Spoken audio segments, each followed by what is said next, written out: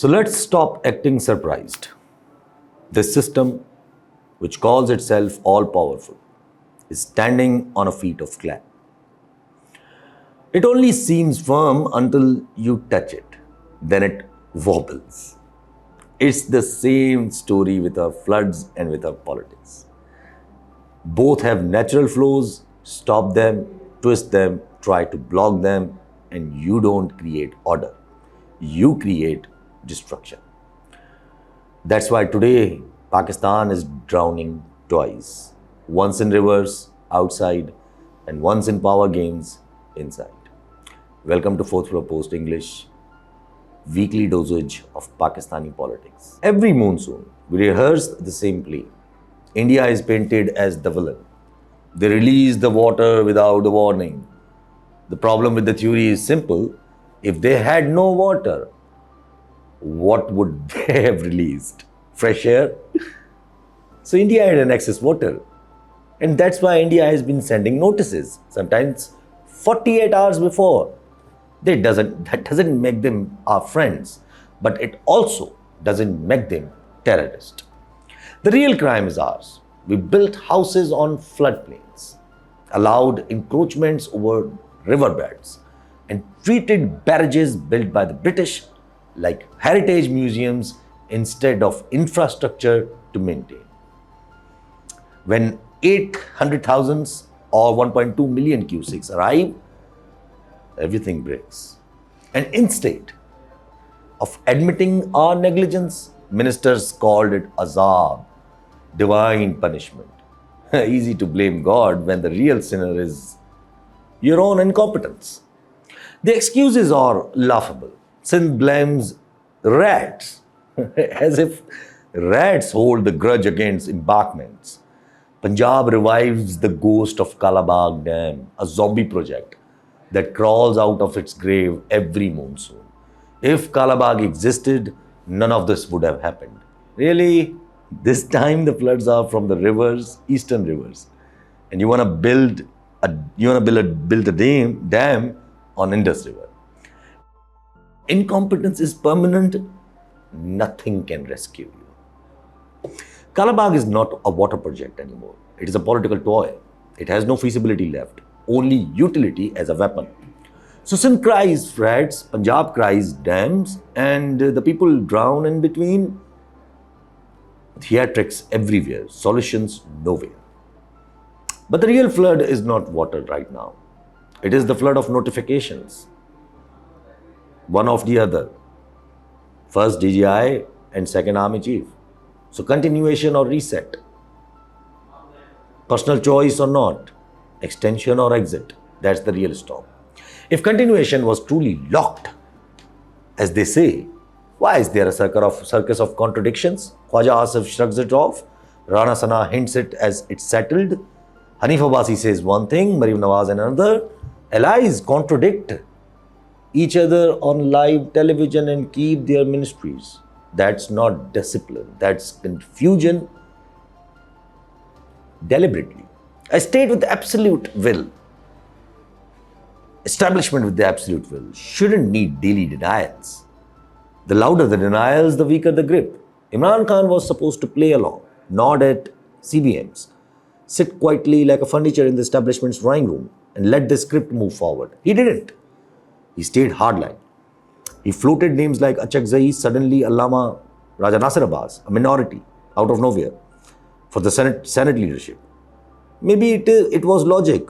A non-PTI figure, minority, sect, disciplinary profile, especially when we have conspiracies like West wants us for Iran, or West want us to, meddle with the regime there, especially if those conspiracies are alive.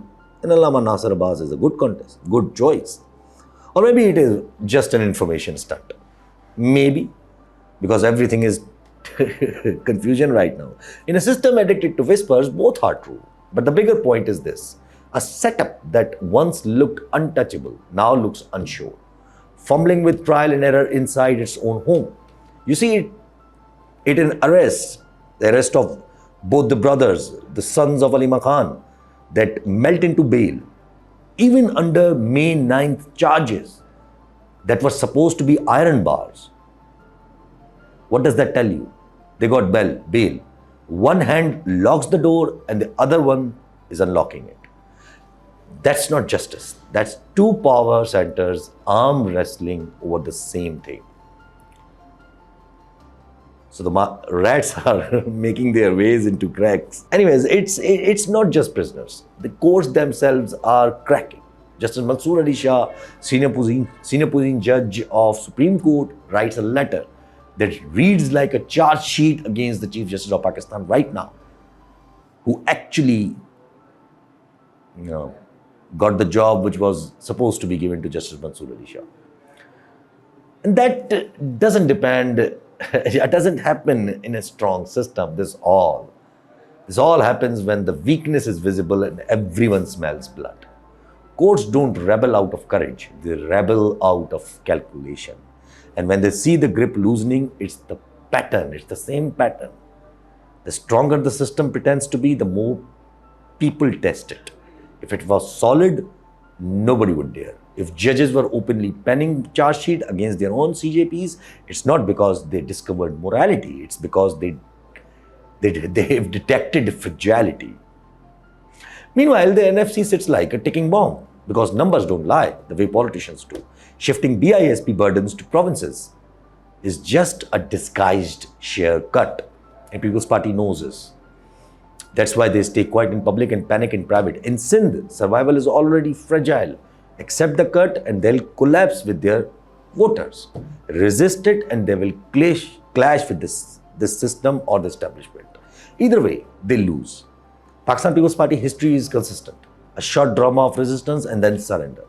This time, the price could be very existence in the Sindh. And that's why they are silent this time. It's not wisdom, it's fear. On the PTI side, cracks are visible too. Gandapur is a perfect example to put under the bus. But he's still a chief minister. A province that has passed 3 anti-Kalabagh resolutions suddenly has a chief minister who flirts with Kalabagh's idea. That's not statesmanship, that's a suicide. But if it's based on information, then it's not. It hands opponents the perfect weapon to label PTI or to disconnect PTI from its own base, that is KPK. And in the bigger game, Gandapur is not just a liability. He may turn into a currency. If NFC demands a price, he is the coin. Either Khan drops him before the NFC to show strength, or he keeps him and pays the price in relief. Either way, PTI's own missteps become gifts for the establishment. And then Nawaz Sharif, who sits in the catch-22 situation he hates the most. With continuation, a 27th style amendment locks in the wish list. That makes him powerful on a paper and irrelevant in politics. Without continuation, a new chief resets optics, promises fair elections, and in 6 to 12 months, and suddenly suddenly everything changes. But Imran's refusal to validate CBMs has pushed him to exactly there. Has pushed Nawaz Sharif to exactly there. Damned if he signs the notification, irrelevant if he sulks. Nawaz wants November to be remembered as his generosity, his signature. Reality may remember him as the man written out of the script. All this is happening while the world outside is shifting faster than we can even blink. At the SCO, China didn't whisper, it roared and staged a military show and declared ownership of the region. How did we arrive there? Or how did China arrive there? Credit goes to America. Under Trump, NATO was insulted, European alienated, even UK. Even UK was attacked. UK's Prime Minister was attacked. Canada was mocked. India was scolded. Only this trial was overplayed. The result was inevitable. America looked cornered. Israel looked overreacting. and China walked into the vacuum. Russia, meanwhile, lubricated India-China ties. Modi played strategic autonomy, attending one SCO session and dodging another one, signaling independence between China and America. And what about Pakistan? How can we do that even if we are trying to do that, maintain the neutrality? But can we? A prime minister stands in Beijing's military parade shoulder to shoulder with the North Korean leader, smiling for cameras with no parallel outreach to Washington or Brussels. These optics are not harmless, sir. They carry a bill, and Washington will pay that bill by rediscovering democracy in Pakistan. Every time America rediscovers democracy here, the result is sanctions, summons, and strings being pulled of those who are politically weak. And who is weak right now? The most weakest right now, between now and November, is establishment. And that is why November isn't just about continuation, it's about time. The clock is ticking in Washington and Beijing, not in Murray. America's desperation will grow as the BRICS will strengthen, as Afghans fixes bear Chinese fingerprints for us. And on the same way, now Iran is toying again with the nuclear provocation. And when Washington gets desperate, it doesn't write speeches.